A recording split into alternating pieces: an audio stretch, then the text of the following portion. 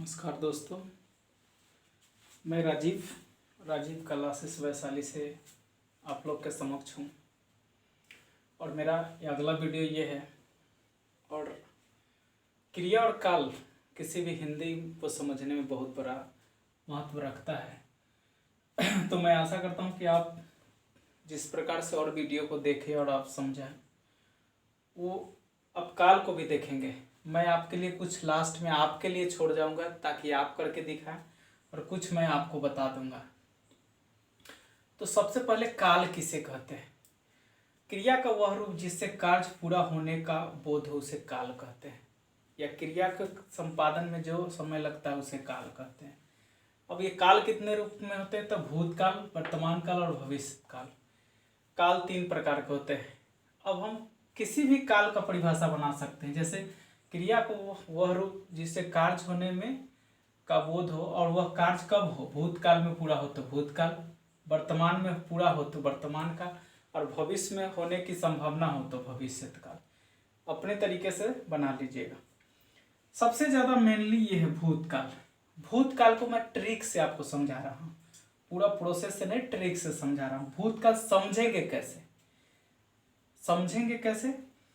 जो सामान्य वैसे क्रिया जो सामान्य भूतकाल में संपन्न होने का बोध हो उसे भूतकाल कहते हैं। जैसे गया, राम पटना गया।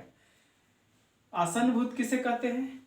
जो काम हो चुका है लेकिन उसका प्रभाव अभी भी है, उसे आसन भूत कहते हैं। जैसे मेरे पिताजी अभी गए हैं, यानी पिताजी गए हैं लेकिन प्रभाव है, इसलिए आसन भूत। पूर्ण भूत वैसी क्रिया जो भूतकाल में पूर्ण हो गई हो।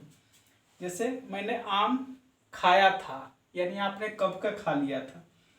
अपूर्ण भूत वैसी क्रिया जो भूतकाल में संपन्न हो लेकिन पूरी होने की संभावना न हो। जब आपने देखा तो हो रहा था, अभी संभावना है कि पूरी हो गई हो, उसे अपूर्ण भूत कहते हैं। जैसे जब मैं उसके घर गया वो खाना खा रहा था, या जब मैं उसके घर गया तो वो सो रहा था। संदिग्ध भूत वैसे जो भूतकाल में पूरा होने की संभावना हो। जैसे देख लीजिए, वह खाया होगा, मतलब वह खाया होगा, ये आप संदेह कर रहे, इसलिए संदिग्ध भूत। हेतु मदभूत शर्त संगत होता है। अगर तुम दिल्ली जाते, चाहे अगर तुम दिल्ली गए तो ताजमहल देखा होता, यानी ऐसा चीज जो भूत मतलब शर्त संगत है। एक काम अगर हुआ नहीं तो दूसरा नहीं हो। दूसरा ट्रिक इसका देखिए, या के बाद है, या के बाद था, या के बाद रहा रही, या के बाद होगा, और या के बाद सरसंगत। ये तो आसानी से आप समझ गए। सेम काम है वर्तमान काल में।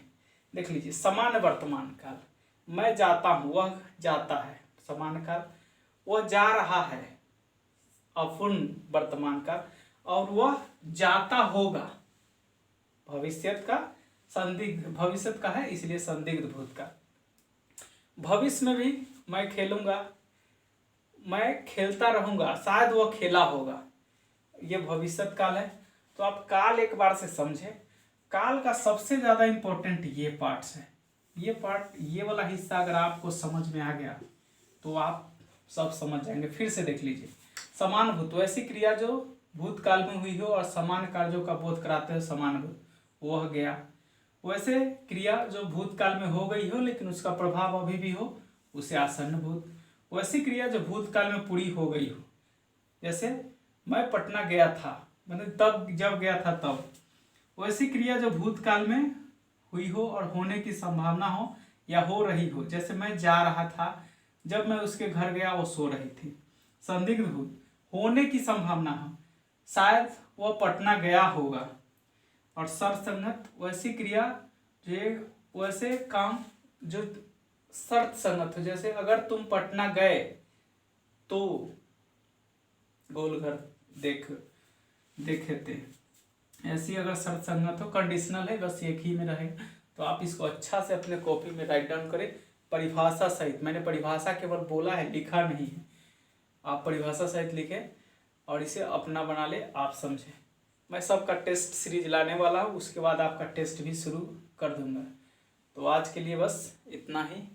आशा करता हूँ मेरे चैनल को लाइक करेंगे, सब्सक्राइब करेंगे, और मुझ में जो त्रुटियाँ हो वो आप बताने का कृपया कष्ट करेंगे। तो इसी के साथ मैं आप लोग को जय हिंद जय भारत कहना चाहता हूँ। धन्यवाद।